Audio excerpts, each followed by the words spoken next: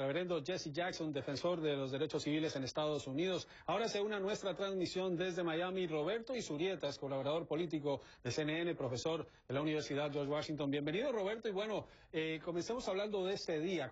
Se dieron las honras fúnebres, se dio el acto en el que participaron jefes de Estado y ahora se da la batalla política. Por un lado, Enrique Capriles Radonsky, el gobernador de Miranda, ha dicho que la toma de juramentación que se anticipa haga Nicolás Maduro es espuria. Dice que el Tribunal Supremo de Venezuela cometió fraude electoral con esta decisión. Yo pienso que lo de fondo en la declaración de Capriles es algo que es muy importante. Ha existido enormes cuestionamientos del uso y de los abusos del poder del Estado en los procesos electorales de Venezuela. Lastimosamente, es una historia casi común en América Latina, los cuestionamientos que cuando hay un presidente en funciones que se lanza a la reelección, se da el uso y los abusos de los recursos del Estado para los procesos electorales. Las elecciones tienen que ser libres, pero tienen que ser justas, o al menos lo más justas posibles. Si es que el Estado entra a participar en el proceso electoral con su poder político y sobre todo con su poder económico, las elecciones son de tal nivel de inequidad que en mi opinión no terminan representando la justa opinión de los electores. Entonces lo que está diciendo Capriles el día de hoy es una advertencia y dice, si es que Maduro quiere ser candidato a la presidencia, perfecto, no hay ningún problema, pero que se separe del poder y que exista un poder independiente para que no se dé el uso y los abusos del poder del Estado y peor aún, recursos del Estado para el proceso electoral. Eso es lo que está en juego. Carl, en la reacción a lo que dijo Jesse Jackson y a lo que está ocurriendo y lo que está por ocurrir en Venezuela. Bueno, Jesse Jackson tiene el derecho de decir lo que él piensa, es un ciudadano privado americano. Yo le presto más la atención a nuestros diplomatas, a la gente que nos está representando de la administración Obama. Creo que es muy claro aquí que la administración Obama está haciendo lo correcto, está viendo qué es lo que va a ocurrir en Venezuela antes de tomar una posición. Creo que es súper importante lo que ha dicho el señor Capriles también. De nuevo, volviendo al tema de la Constitución, no es claro o es clara la Constitución en cuanto a lo que dice de quién debería estar liderando este periodo. No es el vicepresidente, no es la persona que fue designada por el presidente Chávez. Es la persona que lidera la asamblea y eso es Diosdado Cabello. Entonces, hay muchas preguntas aquí y que los venezolanos van a tener que hacer preguntas y este es el proceso. Este es un proceso en el cual no va a ser fácil, no va a ser bonito. Creo que el señor Capriles lo dijo, que aquí hay cosas ocurriendo y aquí estamos prestándole atención a esas cosas, que aquí todo no está tan bonito, creo que dijo algo así.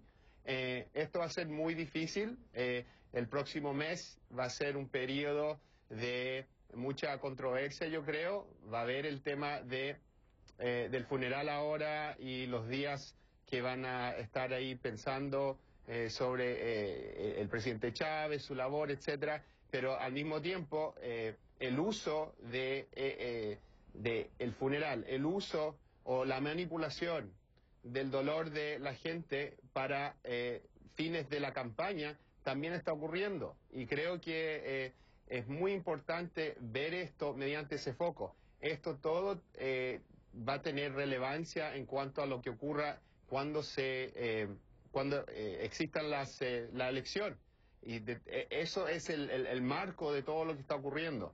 Así que tenemos mucho por ver hacia adelante y creo que esto va a estar muy difícil y controversial, yo diría también.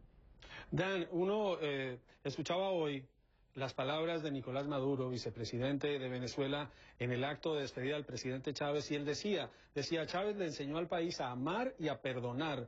Dijo también, por eso hoy decimos desde el fondo de nuestros corazones que perdonamos a quienes lo defamaron, a quienes defamaron al presidente Chávez. ¿Cómo va a recibir el venezolano, la base, a quien respalda al presidente Chávez, quien no lo respalda, las señales que hay. Por un lado se dice, Capriles Radonsky fue claro, dijo, respetamos el dolor, respetamos un día tan importante, pero tenemos que hablar sobre este tema. Quienes respaldaban al presidente Chávez también pueden decir lo mismo. ¿No se pudieron esperar a que esto pasara para iniciar el proceso político?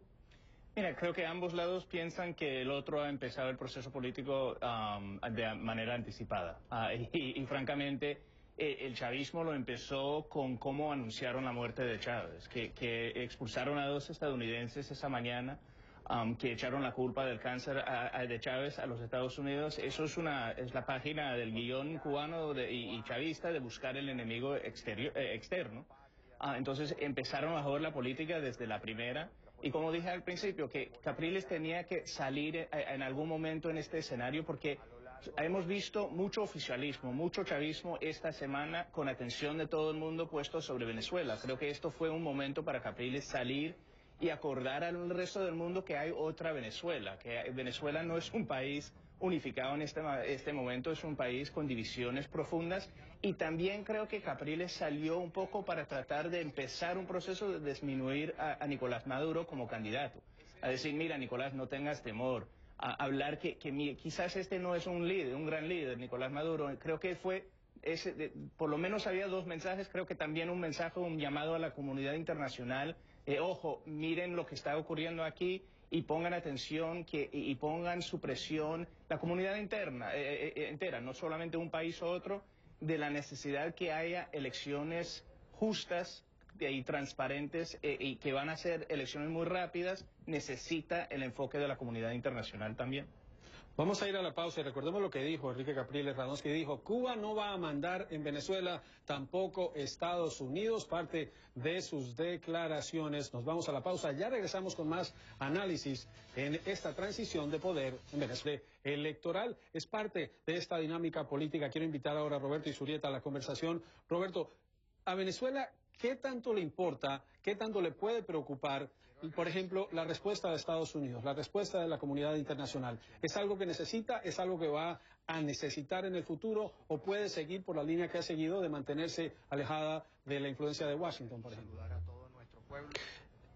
Venezuela tiene una situación privilegiada porque tiene un recurso económico que es autónomo, esto es que no depende ni de las crisis económicas ni de la comunidad internacional. Tiene muchísimos recursos energéticos y gracias a esos recursos energéticos ha podido seguir una serie de políticas internacionales y también de políticas económicas que son, por decirlo menos, populistas y que han detenido el crecimiento y sobre todo del sector productivo y del sector productivo privado. O sea, son unos lujos que solamente Venezuela, quizás Ecuador, se pueden dar, y quizás los países árabes. Entonces, sí, efectivamente, casi todas las decisiones políticas y económicas que toma un país como Venezuela en estas circunstancias, la pueden hacer sin consideraciones de que otros países, la mayoría de los países lo tienen que hacer. Y esto es las relaciones internacionales, la economía, la producción, el empleo. Son economías que viven de un recurso, en este caso del recurso del petróleo, que ha estado a un precio muy alto aún en la crisis económica internacional. Llegó a valer $150 el barril y en la crisis internacional bajó más o menos a 80. O sea, tienen un producto que siempre se está consumiendo. Seguimos viendo imágenes en vivo, son las personas que se acercan al féretro del presidente Chávez. Dan, se habla de la importancia de Venezuela y de la importancia del presidente en América Latina, de cómo lideró una voz distinta hacia Estados Unidos y un grupo de países que siguió más esa orientación. ¿Alguien puede llenar ese vacío ahora en la región? ¿Ve Estados Unidos de lo que veías cuando estabas en el gobierno, ahora en el sector privado, que alguien pueda ocupar el lugar de Hugo Chávez en América Latina? Mediáticamente, quizás, aunque lo dudo, porque era muy capaz mediáticamente el presidente Chávez. Y en realidad nadie lo puede hacer porque nadie tiene los recursos que tenía Chávez a su disposición, en particular cuando el barril de petróleo estaba a $150. Esa combinación, las capacidades comunicadoras de Chávez y los recursos del petróleo le dieron mucha cancha a Chávez en su momento. No creo que nadie le va a reemplazar. Creo que gente va a tratar de reemplazarle retóricamente. Creo que Rafael Correa tratará de hacerlo. Quizás Cristina Fernández de Kirchner en Argentina lo tratará de hacer. Pero nadie tiene los recursos para tratar de influir a otros países. y nadie francamente tiene el mismo carisma que tuvo Chávez en sus mejores momentos. Carl, una de las relaciones más cercanas del presidente Chávez a nivel político y diplomático fue Cuba. ¿Qué significa para Cuba el fallecimiento del presidente Chávez?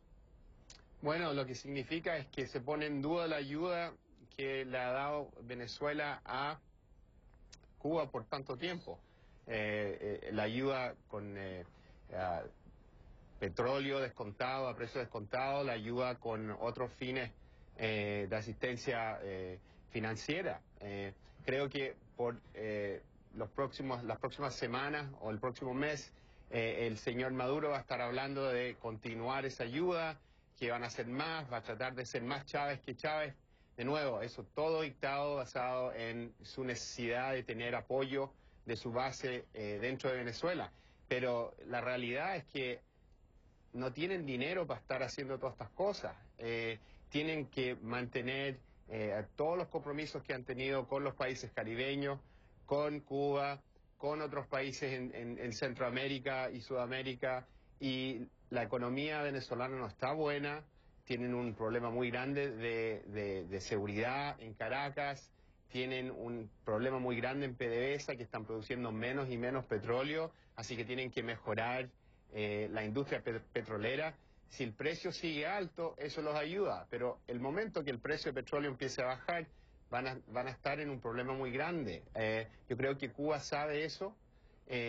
Cuba está en una situación difícil porque la economía cubana tampoco le está yendo bien, así que está tratando de asegurarse o escuchar mensajes, retórica que es consistente con lo que estaba haciendo Chávez antes, pero si el señor Maduro gana las elecciones, de ahí para adelante va a ser muy difícil. Eso es lo que hay que prestarle atención. La retórica que viene ahora tiene que ver con lo doméstico, las controversias que vienen ahora son basadas en lo doméstico, pero si gana el señor Maduro, ¿qué es lo que va a pasar ahí? Y eso es donde Cuba yo creo que tiene un poquito de inseguridad, porque sabe los grandes problemas que tiene Venezuela, sabe los grandes problemas domésticos que tiene Venezuela, y yo creo que ahí está la inseguridad. Y quiero ir con Roberto Izurieta. Roberto, se habla mucho de la transición de poder. Hablemos en el poco tiempo que nos queda sobre Nicolás Maduro. Está claro y es evidente que Nicolás Maduro no es el presidente Chávez, pero hay quienes dicen que es mucho más pragmático como político y que, por ejemplo, el acercamiento de Colombia con Venezuela tras la llegada de Juan Manuel Santos al poder se dio en gran medida por Nicolás Maduro.